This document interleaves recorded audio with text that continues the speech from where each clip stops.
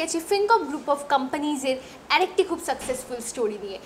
আমাদের সঙ্গে এখন আছেন সুরজিৎ হালদার স্যার, যিনি হচ্ছেন আরেকজন খুব সাকসেসফুল কার অ্যাচিভার। তো ওনার সাথে আমরা কথা বলে জানবো ওনার experience throughout the time কীরকম ছিল। প্রথমত তো স্যার আপনাকে অনেক অনেক কংগ্র্যাচুলেশনস যে আপনি এই সফলতার এই জায়গায় এসে আজকে দাঁড়িয়েছেন। তো আমি আপনাকে জিজ্ঞেস করতে চাই, আপনার এই যে আপনি এই সফলতার পথে এগিয়ে যাচ্ছেন আর এই পথে যে এসে দাঁড়িয়েছেন, তো এই নিয়ে আপনার যে আজকে যে আপনি যে জিনিসটা অনুভব করতে পাচ্ছেন, সেই অনুভূতিটা আপনি আমাদের বলুন, একটু ব্যাখ্যা করুন। থ্যাংক ইউ ম্যাম আমাকে অ্যাপ্রিসিয়েট করার জন্য। সত্যি এটা একটা মানে কী বলবো অ্যামেজিং ফিলিং। আজকে কার অ্যাচিভমেন্টটা বড় ব্যাপার নয়, আজকে এত বড় একটা প্ল্যাটফর্ম পেয়েছি, যার মাধ্যমে আজকে এই প্ল্যাটফর্মে আমার আসা, সেই মানুষটা আর কেউ নয়, আমাদের কোম্পানির সিএমডি। উনি হাতে ধরে আমাকে এই কোম্পানিতে নিয়ে এসেছিলেন, সাহস দিয়েছিলেন যে আমি পাশে আছি সুরজিৎ, তুমি থেকো, তুমি বড় কিছু করতে পারবে। তো আমার উপর যে উনি বিশ্বাসটা করেছিলেন, সেই বিশ্বাসের যে আমি মর্যাদা রাখতে পেরেছি, এটা একটা আমার কাছে অ্যামেজিং ফিলিং। এর পাশাপাশি সফলতা তো আমার একার নয়। আজকে যে আমি এই জায়গায় আসতে পেরেছি, এটা আমার একার অবদান নেই, এখানে আমার পুরো এন্টায়ার টিমের অবদান। তো আমি প্রথমেই আমার যিনি ঈশ্বর, যাকে আমি যে আমার আরাধ্য দেবতা, তো তাকে আমি প্রথমে প্রণাম জানাই। এরপর আমার বাবা মার আশীর্বাদ, তারা না থাকলে আজকে আমি এই জায়গায় আসতে পারতাম না।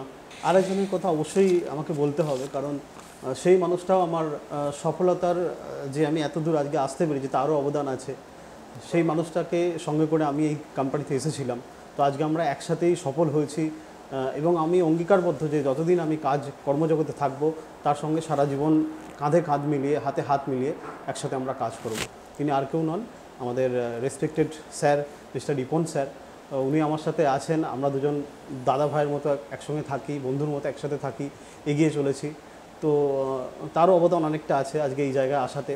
আর এন্টায়ার টিমের তো অবদান আছেই, তারা না থাকলে আমি এই জায়গায় আসতে পারতাম না। আজকে সবাইকার মিলিত প্রয়াসে আজকে আমি এই জায়গায়, তাই এই সফলতা আমি সবার সঙ্গে ভাগ করে নিতে চাই।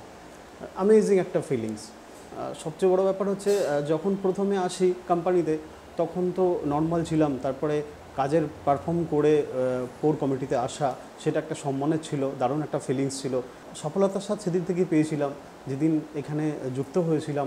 প্রথমে পারফর্ম করেছিলাম, তারপর কোর কমিটিতে আসা, দেন আরও ভালো পারফর্ম করে আজ ম্যানেজমেন্টে জায়গা পাওয়া, এটা একটা অ্যামেজিং ফিলিংস। আর সবচেয়ে বড় ব্যাপার হচ্ছে নিজে যে কার অ্যাচিভমেন্ট করেছি, এটা বড় ব্যাপার নয়। সবচেয়ে ভালো লাগছে আরও যে আমার ইউনিট থেকে, আমার টিম থেকে আরও দুজন কার অ্যাচিভ করতে পেরেছে, এটা আমার কাছে অনেক আনন্দের। তাই আমি আরও খুশি হব যেদিন আমার টিম থেকে আরও অনেক গাড়ি আমি অ্যাচিভ করাতে পারবো মানুষজনকে, তখনই আমি সবচেয়ে বড় সফল মনে করবো নিজেকে।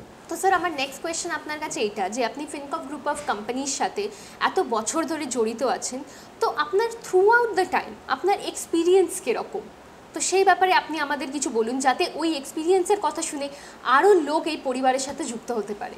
খুব ভালো প্রশ্ন ম্যাডাম, আমার মনের মতো একটা প্রশ্ন এটা। তো সত্যি এটা সবার জানা দরকার আমার মনে হয়, কারণ আমার মনে হয় সফলতার স্বাদ তখনই বেশি পাওয়া যায় যার জীবনে স্ট্রাগলের জায়গাটা যত বড়, সফলতার স্বাদ তার কাছে তত বড়। তো আমি যদি আমার এক্সপিরিয়েন্স ওভারঅল বলতে চাই, তো বেসিক্যালি আমি ছোট্ট একটি গ্রাম থেকে উঠে এসেছি। তো যেখানকার মানুষ এত বড় জায়গা খুব কম জনায় মানে স্বপ্নেও ভাবতে পারে না। তো সেই জায়গাটা আজকে যে আমি অ্যাচিভ করতে পেরে, যেটা সত্যি খুব ভালো লাগছে।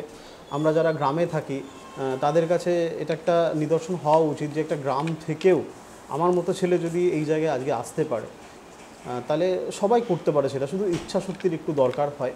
তো বিগত দিনে বহু কোম্পানিতে আমি কাজ করেছি, কোনো জায়গায় অর্থ রোজগার করেছি, কোনো জায়গায় সম্মান পেয়েছি, আবার কোনো জায়গায় দুটোই পাইনি। তো আমি ভেঙে পড়িনি।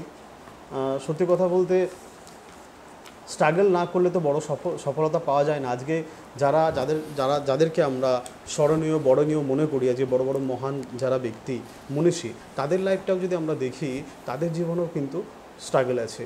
আজকে এপিজে আব্দুল কালাম বলুন, নরেন্দ্র মোদী বলুন, নেতাজি সুভাষচন্দ্র বসু বলুন, স্বামী বিবেকানন্দ বলুন, হ্যাঁ, সবার জীবনে স্ট্রাগল আছে। তো স্ট্রাগল ছাড়া তো কখনোই সফলতার স্বাদ পাওয়া যায় না সেভাবে। তা আমার মনে হয় যে যার জীবনে যত বেশি স্ট্রাগল, তার সফলতার স্বাদ তত বেশি। তো আমি আমার পার্সোনাল লাইফ এবং প্রফেশনাল লাইফে অনেক স্ট্রাগল করেছি। তো সেই জায়গা থেকে আজকে যে এই জায়গায় আমি আসতে পেরেছি, মানুষের ভালোবাসা আশীর্বাদ আমার প্রতি ছিল বলে আজকে আমি এই জায়গায় আসতে পেরেছি। তো এইটুকুই বলবো। তো স্যার আমি আপনাকে নেক্সট কোয়েশ্চেন এটা করব যে আরও যত লোক আছে যারা ফিনকপ গ্রুপ অফ কোম্পানির সাথে যুক্ত হবে ইন দ্য ফিউচার, ভবিষ্যতে, তো আপনি তাদের ফিউচারের ব্যাপারে কিছু বলুন, যে কোম্পানির সাথে যুক্ত হয়ে কোম্পানিরও ভবিষ্যতের ব্যাপারে আপনি কি বলতে চান, আর যারা যুক্ত হবে তাদেরকেও আপনি কি বলতে চান? খুব ভালো কোয়েশ্চেন একটা ম্যাডাম এটা। তো আমি এটাই বলবো যে কোনো মানুষ সফলতা যদি পেতে চায় তার জন্য কিন্তু একটা ভালো প্ল্যাটফর্ম দরকার হয়। আমাদের মধ্যে সবার মধ্যেই কিছু না কিছু ট্যালেন্ট থাকে, বড় কিছু করে দেখানোর একটা প্রতিভা সবার মধ্যেই থাকে, কিন্তু আমরা প্ল্যাটফর্মের অভাবে সেই জায়গা থেকে আমরা বঞ্চিত হই, বড় কিছু করতে পারি না। তা আমার মনে হয় ফিনকপ গ্রুপ অফ কোম্পানি তাদের কাছে একটা বিরাট বড় অপরচুনিটি। কারণ আজকে ফিনকপ যেভাবে নিজেকে সাজিয়ে নিয়েছে, কারণ কোম্পানির ম্যানেজমেন্ট থেকে, কোম্পানির মালিকের চিন্তাধারা, কোম্পানির অ্যাসেট বলুন, কোম্পানির মিশন ভিশন, যেভাবে কোম্পানি কাজ করে চলেছে, এবং কোম্পানি তার পাশাপাশি ট্র্যাডিশনাল প্রজেক্ট যেভাবে বানাচ্ছে, শুধু ট্রেডিংয়ের ওপরেই কোম্পানি নির্ভরশীল নয়। তো সবটা দেখতে গেলে কোম্পানির ফাউন্ডারের দূরদর্শিতার কারণে আমি বলবো প্রত্যেকটা মানুষ এখানে এলে সফলতা অবশ্যই পাবে, কারণ এখানকার কালচারই অন্যরকম। আমরা জানি একটা জলের বোতল যদি আমরা দোকান থেকে কিনি, পাশের দোকান থেকে কোনো স্টোর থেকে কিনি, সেই জলের বোতলটার দাম হয়তো 20 টাকা 1 লিটারের, বাট একটা যদি আমরা 5 স্টার হোটেলে যাই তার দাম কিন্তু অনেকটা বেড়ে যায়। আবার যদি আমরা সেই বোতলটা এয়ারপোর্ট থেকে নিই তাহলে তার দাম কিন্তু অনেকটাই বেড়ে যায়। তাহলে সেই জলে 1 লিটার, বাট দামটা কেন আজকে বেশি হচ্ছে? কারণ তার পজিশনের জন্য। আজকে আমরা সবাই, আমাদের মধ্যে গুণ আছে, বাট আমরা প্ল্যাটফর্মটা পাই না। তো সেই জায়গা থেকে যে আমরা এই প্ল্যাটফর্মটা ফিনকপকে যদি আমরা বেছে নিই তাহলে আমাদের কেরিয়ারের জন্য কিন্তু ভাবতে হবে না। কারণ আগামী দিনে ফিনকপের চিন্তাধারা কি, আগামী দিনে টাটা, রিলায়েন্স, বিড়লা, এর পাশাপাশি আগামী দিনে আমরা ফিনকপকে দেখতে পাবো। আমার মনে হয় আরেকটা কথা, ফিউচারের দিকে তাকিয়ে যদি আমরা ভবিষ্যতের কথা ভাবি, তো আজকে আমরা দেখেছি 2010 সালে যখন কম্পিউটার এসেছিল তখন কিন্তু অনেকেই আমরা অ্যাকসেপ্ট করিনি। তো আজকে কম্পিউটার না জানলে কিন্তু সেই জায়গা বাধ্যতামূলক হয়ে যাচ্ছে যে কম্পিউটার জানাটা, তেমনি আগামী দিনে ব্লকচেন টেকনোলজিও আমাদের কাছে বাধ্যতামূলক হয়ে যাবে। তার জন্য এখন থেকে যদি আমরা ফিনকপ গ্রুপ অফ কোম্পানিতে যুক্ত হই তাহলে ভবিষ্যতে যেটা নিয়ে আগামী দিনে আমরা চলতে পারবো সেই সিস্টেম, এডুকেশন এবং টেকনোলজি নিয়ে এখানে কিন্তু এডুকেশন প্রপারলি দেওয়া হয়, যাতে করে আমাদের ভবিষ্যৎটা আরও সিকিওর হবে। তাই সেই দিক থেকে চিন্তা ভাবনা করে আমার মনে হয় প্রত্যেকটা মানুষকে ফিনকপ গ্রুপ অফ কোম্পানির সঙ্গে যুক্ত হওয়া উচিত, কারণ এতে আমাদের ভবিষ্যৎটা সিকিওর হবে, আমরা একটা কেরিয়ার পাবো এবং এটা জেনারেশন ওয়াইজ আমাদের থাকবে। আপনাকে অসংখ্য অসংখ্য ধন্যবাদ স্যার, কি আপনি এখানে এসে এই ইন্টারভিউ দিলেন, আর আরও যত লোক এই কোম্পানির সাথে যুক্ত হবেন তাদেরকে আপনি এতটা বেশি ইন্সপায়ার করলেন, তো তার জন্য অসংখ্য ধন্যবাদ। আর তার সাথেও আমি আপনাকে আরেকটা জিনিস বলবো কি, মেনি কংগ্রাচুলেশনস, আপনি এতটা বেশি সাকসেসফুল হয়ে উঠতে পেরেছেন এই কোম্পানির সাথে যুক্ত হয়ে। তো congratulations and thank you so much. Thank you ma'am. তো এখন আমরা ইন্টারভিউ নিয়ে নিলাম সুরজিৎ হালদার স্যারের। তো এরপরে আমাদের আরও কিছু ইন্টারভিউস বাকি আছে যেগুলো আমরা নেক্সট এপিসোডে দেখে জানতে পারবো তাদেরও সাকসেস স্টোরিজ।